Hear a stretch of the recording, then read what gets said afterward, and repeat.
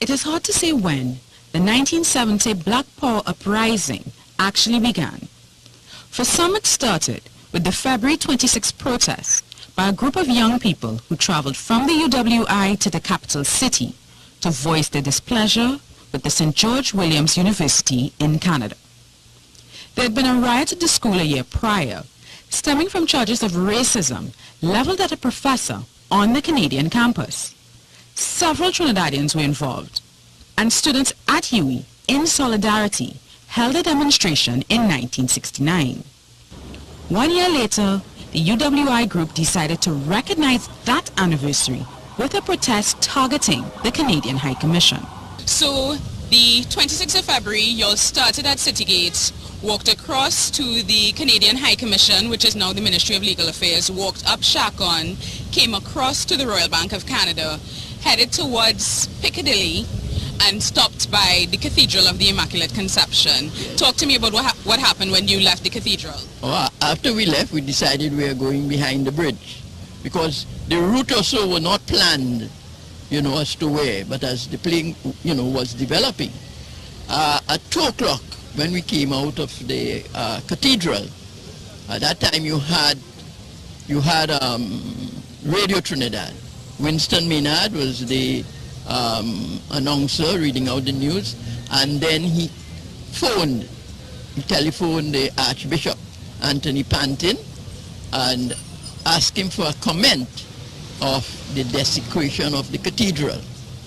And Archbishop Pantin said, from all the reports that he have got, there has been no desecration of the cathedral. Everything is intact. Okay? And sometimes I say to myself, I wonder whether the whole of the hills heard that. And therefore, just as a Juve morning, the whole of the hills came down. Yeah? And they joined, and then it became thousands. We went around Piccadilly Street. And when we reached at the corner of Park and Frederick Street, the media was saying that the demonstrators were now about 10,000. When we reached where Excellent Trading is there now, that was Woolworth, F.W. Woolworth. And McCandle turned to me and he said, boy, we can't just end this demonstration. I mean, look at what is happening, tension in the city, right? And the idea came to me and I said, look, let's take this demonstration down to Shantytown, right? Which then became Beetham Estates and subsequently, because it was the first boardwalk in Shantytown there, people, because when the tide came in, they were literally in the mangrove. So that, and that was the demonstration. When we reached down there, the first words that were uttered to the demonstrators, this represents a symbol of neglect. On Tuesday, we will discuss Black Power Day, April 26, when 50 persons associated with the uprising were detained on Nelson Island because the then Prime Minister, Dr. Eric Williams, had declared a state of emergency. This is Macandal Daga when he was still capable. On February 27th, the day after the first protest, 8 of the leaders were awakened in their homes and arrested. When the 8 were taken to court that very morning, a crowd gathered outside the magistrate's court on St. Vincent Street in Port of Spain. The leaders were released on bail the following Saturday. Led that Bishop and Steve, Woodbrook Secondary, and proceeded to plan a series of marches to Caroni, San Fernando and around Tobago that captured the attention of the country. And then there were the public meetings. People came from all over to hear the charismatic leader of the movement, Geddes Granger, later known as Macandal Dagger. It was after one of those meetings, on the 6th of April, that Basil Davis, a young man, was shot by Corporal Joshua Gordon. Davis died in front of the Holy Trinity Cathedral. His funeral 3 days later became one of the more defining moments of the uprising. These are from the funeral of Basil Davis, which is undoubtedly the largest funeral ever took place in the country. The estimates range from between 30 to 100,000 people. This was on the truck that the coffin was on, looking forward when we were passing through Barrett. Looking forward and looking back, you see you have about 20 to 30 people shoulder to shoulder across as far as the eye could see. When the front of the funeral was in Mova Junction. The back was still in Port of Spain. It hadn't crossed the bridge.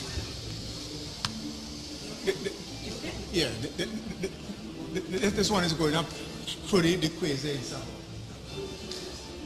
On the 26th of April 1970, Prime Minister Dr. Eric Williams declared a state of emergency, and some 50 persons associated with the protests were arrested and detained on Nelson Island. Ayegoro Omi was one of them. I've had some problems with this particular occasion. I did not know that I would have been so affected to enter this hall again. This is where we used to have our meals. The dormitories were on the other side. And when I heard Brother Sweet go through the list of persons who have been a part of this very rigorous process that we went through here on Nelson Island, a lot of memories came back. Some pleasant, the majority very unpleasant.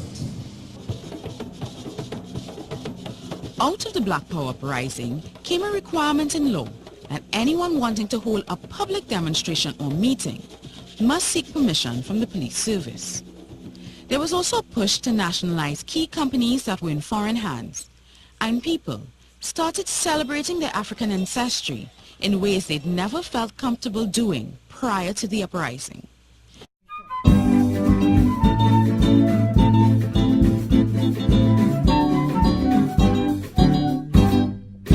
In March 1970, men from university march all over town in a silent song. But when they meet up in the street and they meet to pay, then I know this silent song had a chorus in tongue.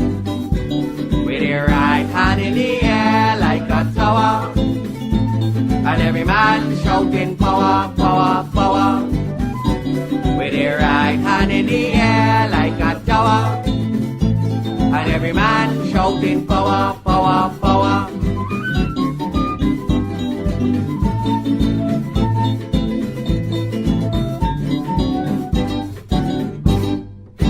The leader constructor told me no surrender. Macho Caroni, a peaceful journey. But when they meet the big man, shouting power too.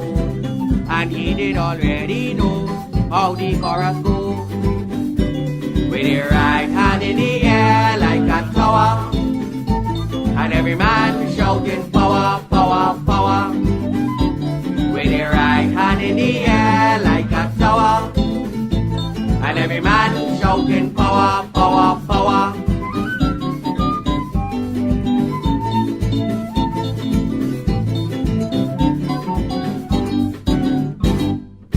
The police on duty with humanity, they spray a little gas and keep watching fast.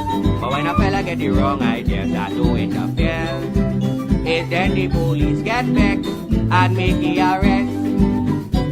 With the baton in the air like a tower, he say I arrest you with power, power,